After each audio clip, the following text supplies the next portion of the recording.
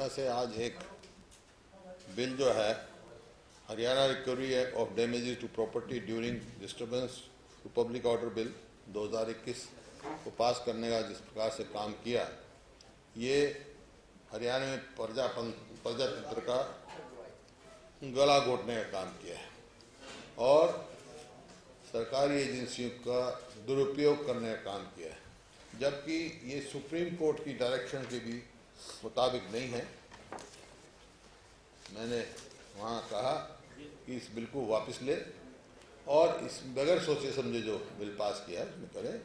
इसमें मतलब आप स्टेटमेंट ऑफ ऑब्जेक्शन में देखेंगे तो उसमें लफ्ज़ जो है इन्होंने इस्तेमाल किया डिटरेंट।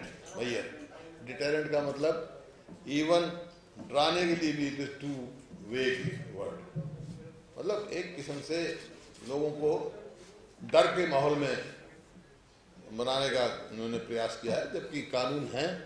कोई अगर ऑफेंडर है, कोई किसी की प्रॉपर्टी का नुकसान करता है, कानून है, तो में चल रहे हैं। दोहरी भाषा बोलते हैं। गृह मंत्री ने कहा कि किसान आंदोलन के द्वारा हरियाणा के किसी किसान ने एक सुई का भी नुकसान नहीं किया। फिर इतने मुकदमे क्यों किए हैं? क्यों नहीं मुकदमे वापस लेते? इस बात का उनके पास कोई जवाब नहीं था। और सुप्रीम कोर्ट की जजमेंट आप देखेंगे, रामलीला मैदान जजमेंट 2012, उसमें साफ अधिकार दिया लोगों को peaceful protest to be a constitution and valid करते हैं।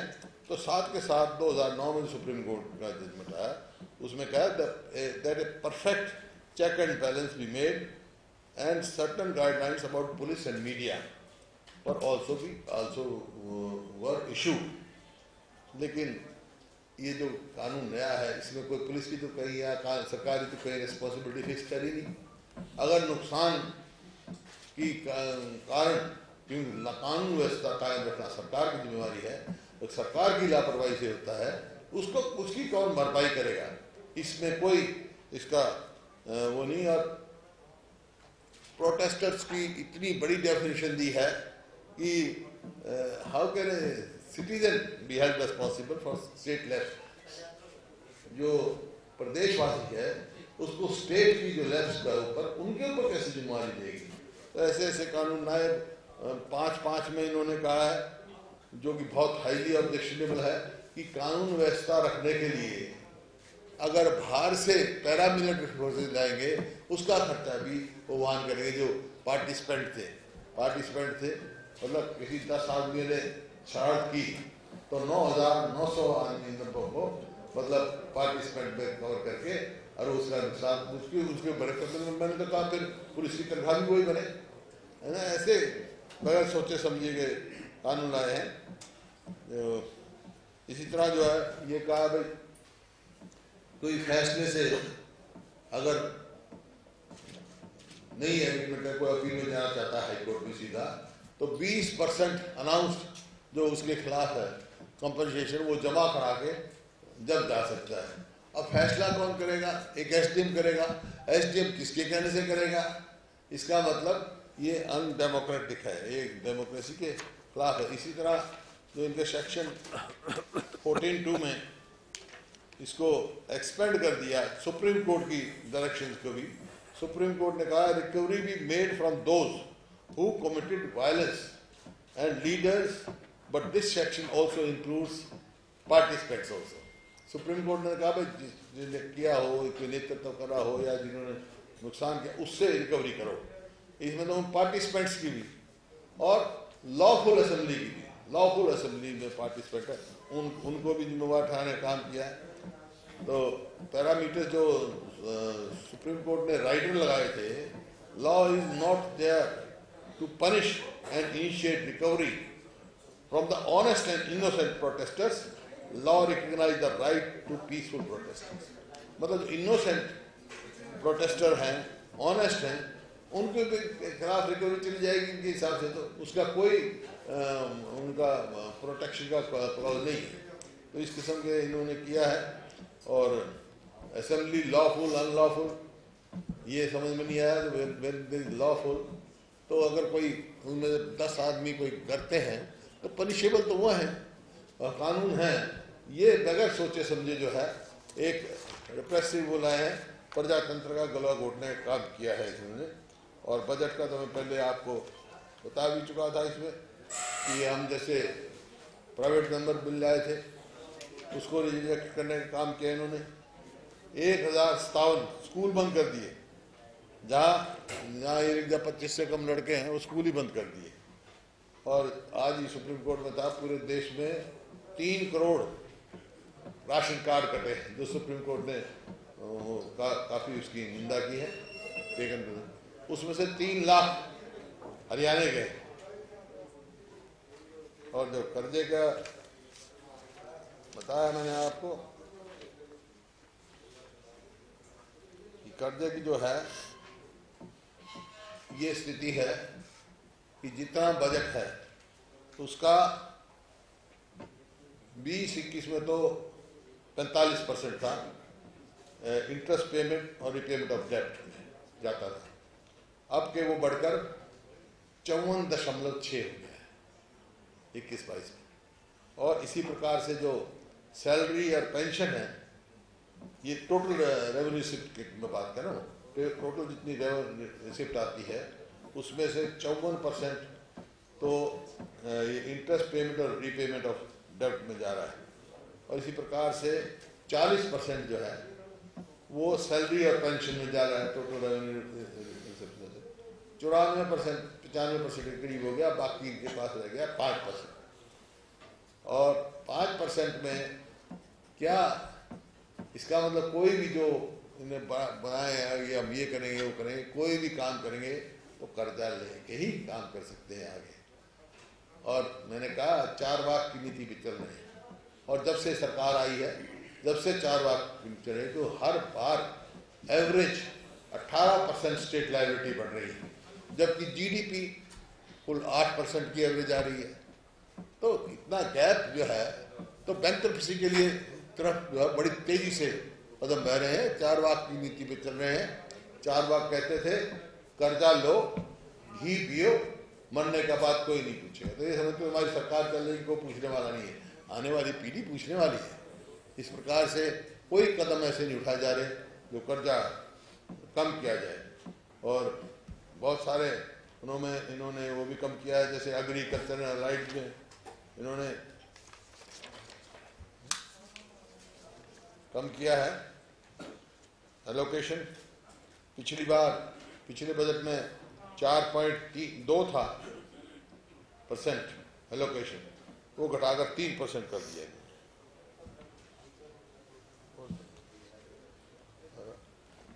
कितना परसेंटेज एक देखो ना परसेंटेज किस चीज में कम किए हैं। हाँ, एजुकेशन में ही, एग्रीकल्चर भी कम है, एग्रीकल्चर में कम है, लोकल बॉडीज में कम है। हाँ, लोकल बॉडीज में कम किया है, टेक्निकल एजुकेशन में कम किया है। चलो कोई बात नहीं। हाँ, एग्रीकल्चर और एजुकेशन में दोनों में कम किया है। एजुकेशन का क्या किया है इन्होंने, वो टेक्निकल एजुकेशन उसमें जोड़ दिया। और टेक्निकल एजुकेशन ये टेक्निकल एजुकेशन जो है उसमें भी कम किया काफ़ी। तो मेन जो ये है आपका उसमें ही कम है एग्रीकल्चर में। ये किसानों के नाम कह रहे हैं ये बजट हमने दिया है, जबकि किसान मॉडल स्कूल 9 बनाए थे हमने, वो सब बंद कर दी स्कीम। वो इस वास्ते बनाए थे ताकि किसानों के बच्चे, गांव में किसान मजदूरों के बच्चे, किसान का मतलब जो भी खेती से जुड़ा हुआ है, चाहे वो मजदूर है चाहे लैंड ओनर है, उनके बच्चे शहर में ना जाएं, वहीं इंग्लिश मीडियम के स्कूल पे हों, ताकि शिक्षा उन तक पहुँचाई जाए, अच्छी शिक्षा जिसके, वो बंद कर दी। आरओई स्कूल में स्टाफ नहीं, और आज 40,000 से ज़्यादा जो है वैकेंसी हैं इनके उसमें। और ख़ास तौर पे जो एग्रीकल्चर है उसकी पर कैपिटा इनकम जो आज कांस्टेंट प्राइस पे जो है 63,743, वो मिनिमम वेजेस से भी कम, मिनिमम वेजेस से भी कम है। इतनी बदतर हालत किसान की हो रही है किसान को मजदूर को कोई राहत देने का इन्होंने नहीं किया और इंसॉल्वेंसी बैंकरप्सी की तरफ बहुत तेजी से हम जा रहे हैं। ओल्ड एज पेंशन जो इन्होंने वादा किया था, एक ने 3,000, दूसरे ने 5100 और वो 2500 पे हो गया। ये एक बड़ा मजाक किया। एजुकेशन आउटलुक जो है इन्होंने कम की, जैसे मैंने कहा टेक्निकल एजुकेशन लगा के, और इन्फ्लेटेड बजट। ये जो पास्ट हिस्ट्री रही है इनकी, इन्फ्लेटेड बजट। अब कहा इन्होंने 1,55,000 कुछ का बजट दिया है, लेकिन अगर इनका पास्ट देखें 2019-20 का देख लो आप बजट, REB बी तो थी इनकी 82,219 और एक्चुअल कितनी हुई 62,694। इसका मतलब कितनी कमी हुई, 76% की परफॉर्मेंस रही, 24% कम होगी इसमें। इसी प्रकार एक्सपेंडिचर जो है बी था 94,241 और एक्चुअल निकला 73,257। मतलब ये है कि 23% के करीब इन्फ्लेटेड बजट ये देते रहे हैं। तो 1,55,000 करोड़ में से 23% निकाल लो, कितना तो कर्जा बढ़ जाएगा। अगली बार ये स्थिति में नहीं होंगे कि जो अब 54% दे रहे हैं इंटरेस्ट और लोन का, अगली बार बढ़ के और ज़्यादा हो जाएगा इसका। तो ये आपके इनका सारा रहा है। और हमने मांग की थी भाई जो डोमिसाइल का जो लाए हैं वो हरियाणा के जो मूल निवासी हैं उनके ऊपर कुठाराघात डालने का काम किया है। कि सब जगह अभी जम्मू कश्मीर में थोड़े दिन पहले अपना गृह मंत्री अमित शाह जी ने वो किया, वहां पे भी 15 साल का डोमिसाइल रखा है और यहाँ 5 साल का। जहाँ 370 हटाने के बाद भी वहाँ 15 साल का डोमिसाइल रखा है to protect the interest of local. यहाँ डोमिसाइल जो है 15 साल से घटा के 5 साल कर रहे हैं यहाँ पर। और स्पोर्ट्स यूनिवर्सिटी जो है वो खैर उन्होंने वापस ले ली, वो वापस लेके सेलेक्ट कमेटी बनाने का फैसला किया है। लेकिन प्रावधान ऐसा कर रखा था कि हरियाणा के मूल बच्चे की कोई स्थान नहीं थी, रिजर्वेशन नहीं थी, जबकि मोतीलाल स्पोर्ट्स स्कूल जिसको इन्होंने एलिवेट किया है यूनिवर्सिटी, उसमें था ही हरियाणा की डोमिसाइल 80%। हाँ 80% हरियाणा की डोमिसाइल थी और यूनिवर्सिटी में 1% भी नहीं, डोमिसाइल का कोई चर्चा ही नहीं है। तो खैर अभी वापस लिया है, इस बात में हमारे मेंबर भी जाएंगे, वो भी बात करेंगे। और मूल निवासियों जो कुठाराघात करने का प्रयास किया उसको मांगे। सवाल ये है, लॉकडाउन के बाद 28% और राशन इसमें डीजल में 28% और राशन में 43% महंगा हो गया। महंगाई की दर पिछले 27 महीनों में सबसे अधिक है 4.7। तो हर हिसाब से गरीब आदमी, किसान, मजदूर उस पर मार पड़ी है। जो आशा थी बजट से उनको कुछ वो मिलेगी, मदद मिलेगी, उनको कोई पैकेज मिलेगा, स्टिमुलस पैकेज मिलेगा, लेकिन कोई नहीं, बस लेने का काम किया है। कहा कि भाई हम टैक्स नहीं लगाया, लेकिन टैक्स तो पंचायत में जो प्रॉपर्टी उसके ऊपर भी लगा दिया। तो इस प्रकार से और गरीब को गरीब बनाने का काम किया है इसने। इसी वास्ते ये सरकार जो है बेरोजगारी में आज हरियाणा सबसे ज़्यादा है। बेरोजगारी को कोई भी ऐसा कदम नहीं उठाया जो बेरोजगारी खत्म की जाए, बल्कि बहुत सारे ये कह रहे हैं हम रैशनलाइज कर रहे हैं, हमारे पास जेबीटी सरप्लस है, 42,000 टीचरों की जगह खाली है। सरप्लस हो ही जाएंगे, जब आप स्कूल बंद कर दोगे तो सरप्लस अपने आप ही होंगे। पर उस पर बच्चे पे कितने टीचर हैं ये नहीं बताया उन्होंने। तो बेरोजगारी खत्म करने की बजाय बेरोजगारी और तेजी से बढ़ाई जा रही है और इसी वास्ते हरियाणा बेरोजगारी में नंबर 1 है। इस प्रकार से ओवरऑल जो है बजट बिल्कुल निराशाजनक। और जैसे मैंने शुरू में कहा था, इतना लंबा भाषण था, खोदा पहाड़ निकली चुईया। कुछ भी बजट में प्रावधान ऐसा कुछ नहीं किया गया। सरकार किसान विरोधी नहीं चाहिए। और जो इनके एक्शन से, जो बजट से, प्रोजेक्शन से, जो किस्म बिल आने से साफ जाहिर है कि इसकी सरकार किसान मजदूर विरोधी सरकार है। और व्यापारियों को भी कोई राहत नहीं, कोई भी एक वर्ग भी, कर्मचारी इंतजारी देखते रहे बजट में, पता नहीं क्या राहत मिलेगी उनको। सड़कों पे रहे पूरे साल, कई साल से सड़कों पे घूम रहे, कर्मचारी हो, मजदूर हो, व्यापारी हो, किसान हो, किसी की कोई राहत नहीं। सिर्फ जो है चारवाक की नीति पे चलना है, आगे कोई विकास नहीं, कोई प्रोजेक्ट नहीं दिखाई दे रहे, जो प्रोजेक्ट लेके आ रहे हो ये। तो इस वास्ते तो एक किस्म से बिल्कुल विफल मामला है इनका। और हमने पूरी तरह से इनका विरोध किया, और ख़ासतौर पर जो ये बिल लेके आए थे इस पे हमारा तगड़ा विरोध था। अब भी इनसे ये आग्रह है, इसको वापस ले, और लाना है तो सबसे सेलेक्ट कमेटी में, जैसे यूनिवर्सिटी का गया है, सेलेक्ट कमेटी में जाके बात करें कि इस टाइम लाने का मतलब एक डर का माहौल पैदा करने का है, और डर का माहौल से कभी फायदा नहीं होता।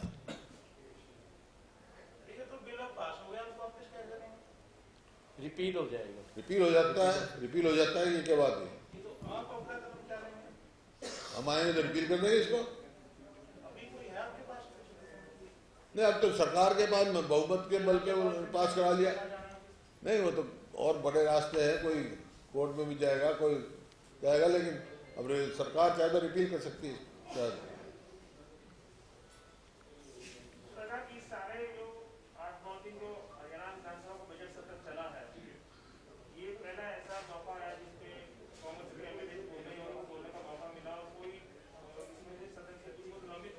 नहीं, हमारे समय में भी सब बोलते थे।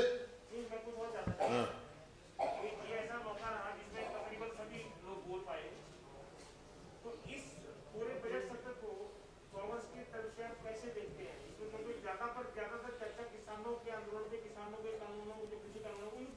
नहीं, हर उसको लोगों ने टच किया, हर मुद्दे को, गरीब आदमी के लिए, किसान के लिए, हैं, हर वर्ग के बारे में, हर वर्ग के लिए बातें हुई। सबने अपने अपने विचार रखे, लेकिन सरकार की तरफ से कोई वो नहीं मिला।